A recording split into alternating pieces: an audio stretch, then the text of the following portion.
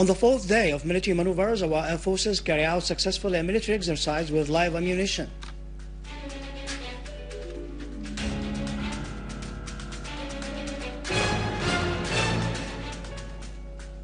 Lavrov calls on the Syrian government and all opposition to start dialogue that allows the Syrians to decide their own future.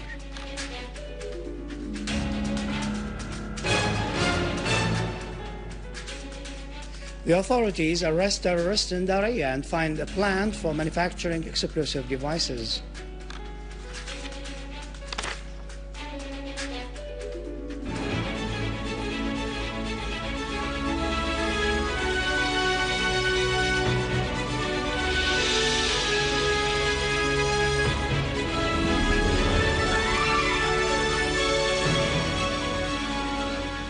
Good afternoon, ladies and gentlemen. Welcome to our news for today. For the fourth consecutive day, yesterday, our Air Force formation successfully and efficiently conducted a military exercise with live ammunition simulating real battle conditions.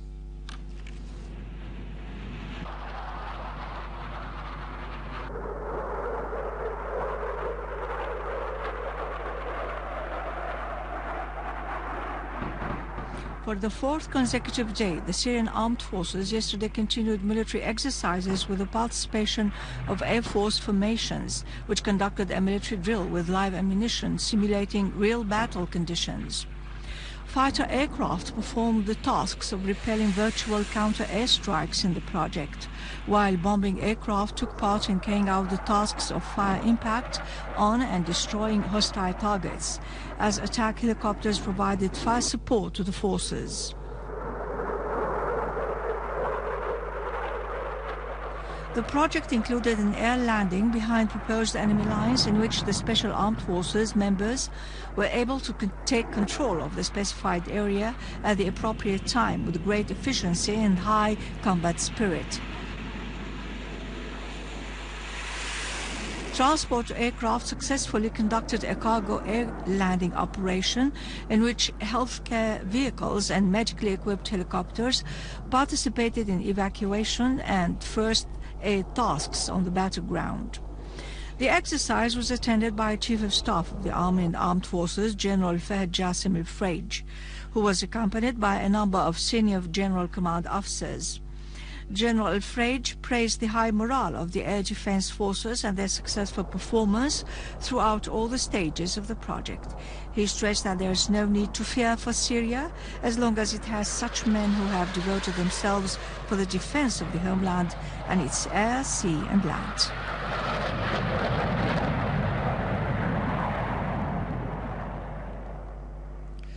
Russian Foreign Minister Sergei Lavrov has called on the Syrian government and all opposition factions to start dialogue that opens the way for a peaceful solution to the crisis in Syria.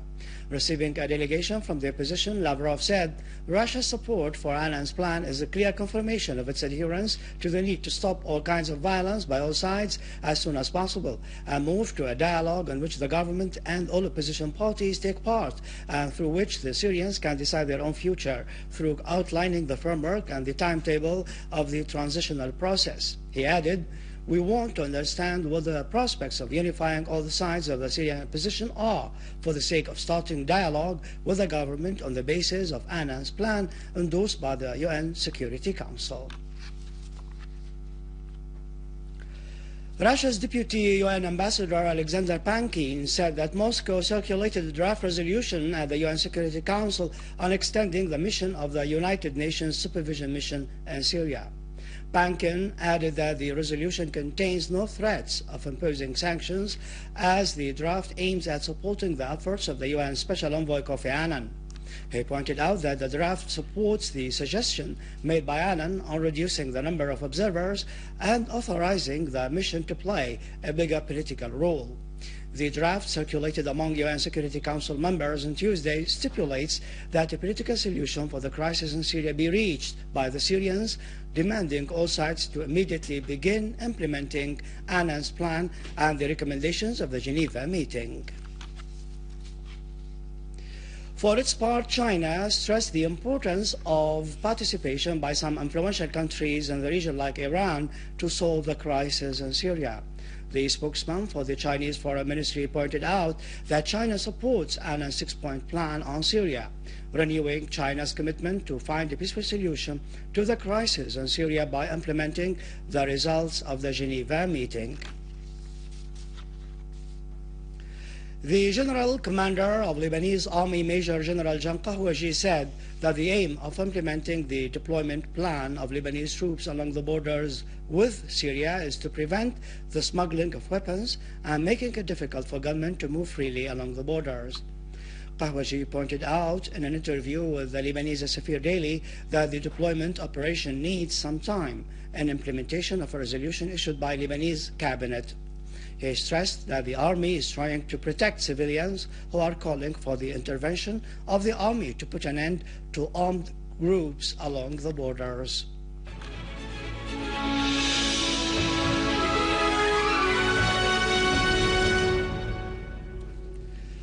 On the basis of accurate information and in cooperation with citizens, the authorities have stormed into armed terrorist groups' hideouts in Daraya and its fields. During the storming-in operation, the authorities clashed with a number of terrorists, killing the leader of a terrorist group, Muhammad al-Azm, and capturing several other terrorists and confiscating their weapons. During a search operation in a farm in the area, a plant was found which had been used by the terrorist groups to manufacture explosive devices, automatic rifles, pistols, batteries, and telecommunication equipment for remotely controlled explosions, raw materials for manufacturing explosive charges, ammunition, and stolen military uniforms. The authorities also found a Saba car prepared to be booby-trapped, in addition to false car plates and stolen government and civil cars. Several explosive devices planted in various parts of the farm were dismantled.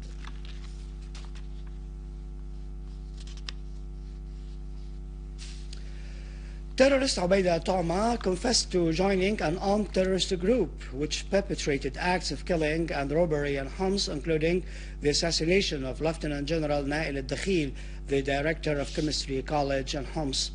Terrorist Toma said that his armed group consisted of 250 gunmen, heavily armed, who set up a basement in Jurat Shayah for housing kidnapped citizens who will be later liquidated.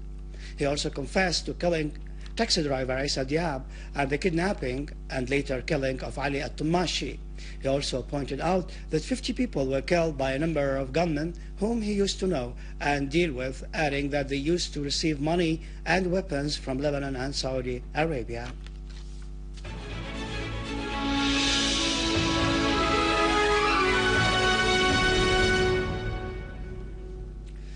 The National Information Council has endorsed the terms and conditions for using audio or visual means of information, whether radio or TV, and the required documents. The Council's chief, Qadi Amin, said the licensing terms and conditions and the related documents had been earlier prepared by an expanded legal information committee based in this on the law information law and its affiliated executive instructions, as well as the communication law. Qadi Amin said the Council has recently licensed the issuance of 4 newspapers, including a political, cultural, and social daily named Al-Sham, and a weekly newspaper called Al-Mambar Hur, as well as 2 magazines, Legal, Al-Wiqt Al-Mahakim, and Medical, Al-Kamal Al-Tubbiya. The Council had earlier licensed 20 publications of various political, cultural, legal, and medical specialties. Finally, with the aim of showing solidarity with those who were injured in the terrorist attacks that spiraled recently in Syria, a 6-day bazaar was held at Al-Jala Sports Hall by civil society groups under the title, "We Responded to the Call." In a very kind gesture from the youth and the civil society to respond when the country calls them, Labbaina Nida group organized a bazaar at Al-Jala Sports City to assist those who were affected by the recent crisis in Syria. This event is organized by Labbaina Nida Group. We are doing a social job here in Syria. Actually, we are providing clothes for people who are not able to buy clothes from the shops and to compete people who are selling clothes with a high price. The money we are collecting here from this event is going to support people who are damaged from the last events happened in Syria, like preparing schools, providing them some food material, anything we can help them. After hearing about it from the Facebook or from each others, knowing that their participation will give a kind of relief and will somehow help in alleviating the suffering of others. Obviously it was advertised and we responded to this call. It is a just call and we strongly believe in this call. That's why we are taking part in this. In fact, what we are selling, we are not selling as merchants.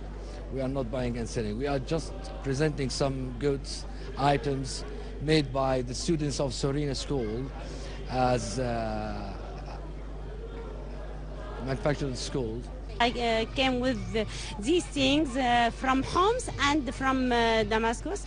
I wanted to try to do in these hard circumstances. I want to work to help some people, and all of us try to help each other.